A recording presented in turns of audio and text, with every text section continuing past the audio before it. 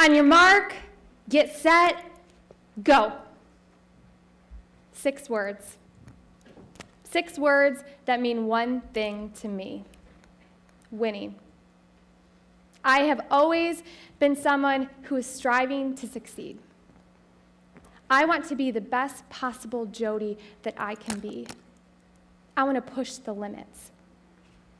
I have always been someone who's striving. And when I am succeeding and when I am on top of that mountain, I kind of feel like Rocky when he's going up the steps, pumping his fist. But everybody knows that life is not just mountains. There's a lot of valleys. And when I am in one of those valley moments, I feel my biggest fear seeping into my being: failure. For someone who is constantly trying to strive for success in their personal, professional, and spiritual life, failure can create an identity crisis. Who am I when I am not succeeding? Something about me is I also grew up in a very, very competitive family. I'm the oldest of 5 kids, and it's still not uncommon this day to see balls flying through the air and games being played. Something that we love to do together is basketball. We talk about basketball. We used to travel around, and we still travel around to games and tournaments. And growing up, every night before I went to bed, I would go to the barn and shoot 100 shots. And every night I had to end on a swoosh. Basketball was something that I was very good at. It was a gift. And basketball is something that I loved because there was strategy, there was a team component, and there was a rush about winning. I also had the privilege of being on my varsity team for 4 years. And I grew up dreaming about playing college basketball. And naturally, my dad played basketball at Hope, so Hope College seemed like the right fit for me. But what I wasn't expecting at that time was that in one of my last games of my regular season, my senior year, I went up for a rebound and I came down on another girl's foot. And when I did that, my knee slid sideways and I dropped.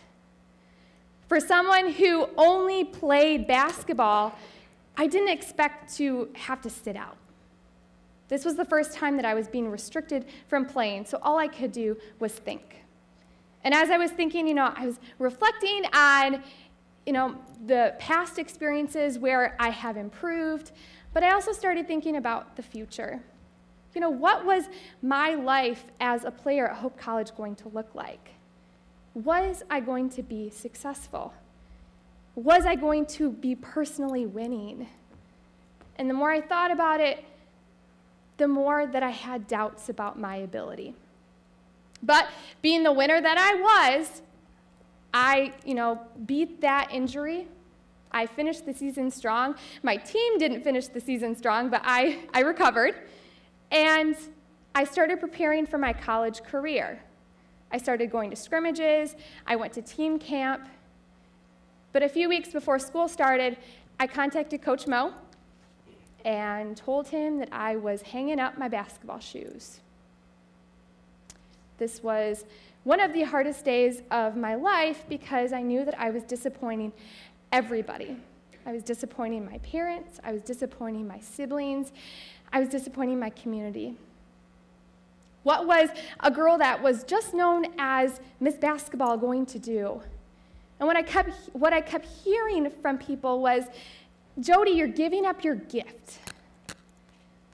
And for me, what I mentally was saying, and I have never said out loud until tonight, is that I didn't want to fail. It was easier to give up and to end as a winner. So I walked away. And I started going to Hope College, and I loved it. I loved the campus life. I was an RA. I was an RA of Gilmore Hall. Any Gilmore girls out here? Woo! And, I enjoyed campus ministry, and I was on intramurals. I loved life.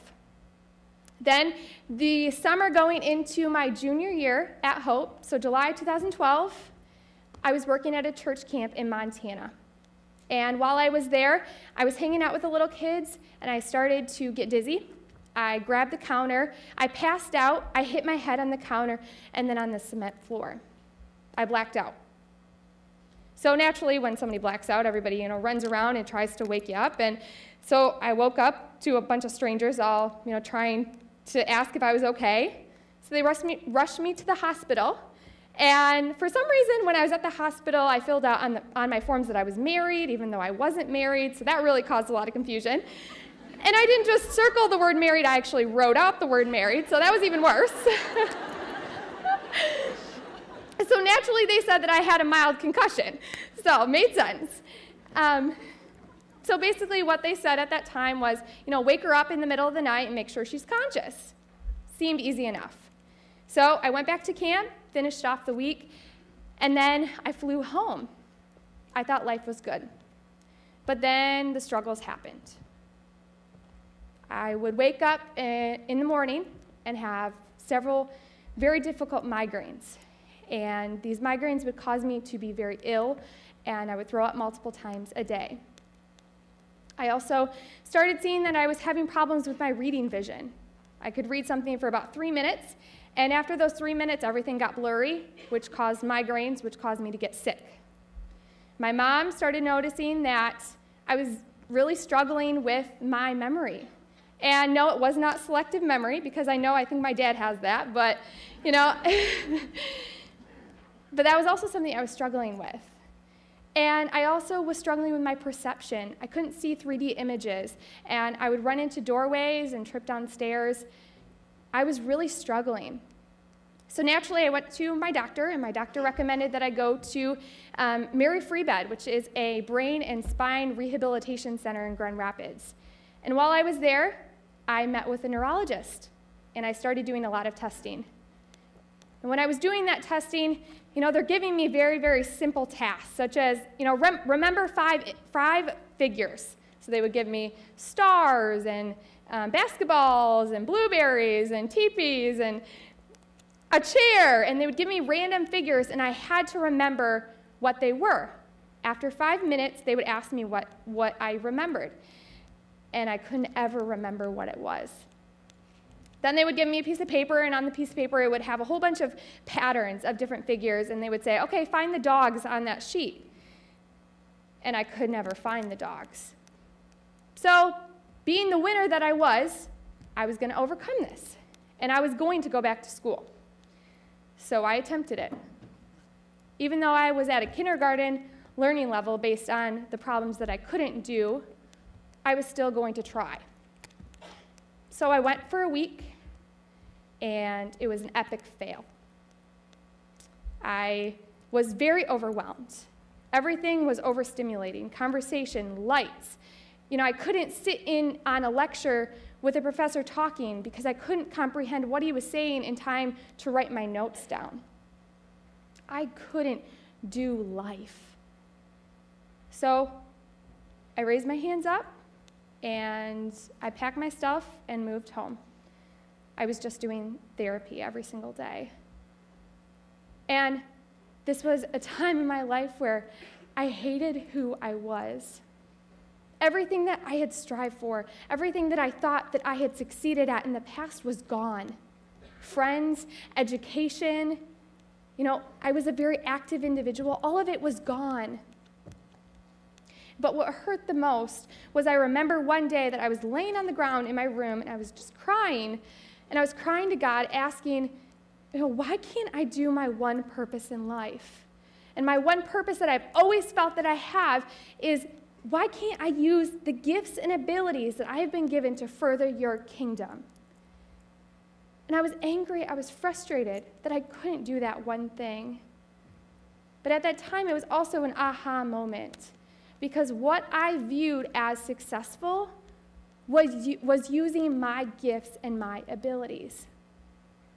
So let's flash back to the basketball situation. When my friends and my family were saying, you're not using your gift.